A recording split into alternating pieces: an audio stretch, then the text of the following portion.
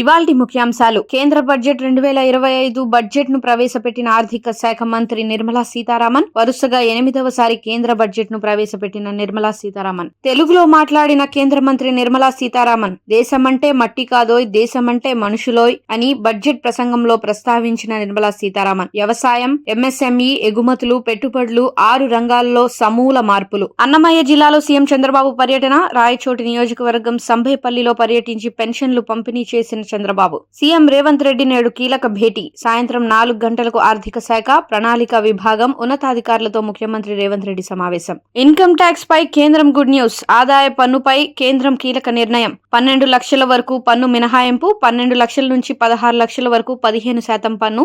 16 లక్షల నుంచి 20 లక్షల లోపు ఆదాయంపై 20% పన్ను. 20 లక్షల నుంచి 24 లక్షల వరకు 25% పన్ను. ఏ శ్రేణి వారికైనా 4 లక్షల వరకు పన్ను మినహాయింపు.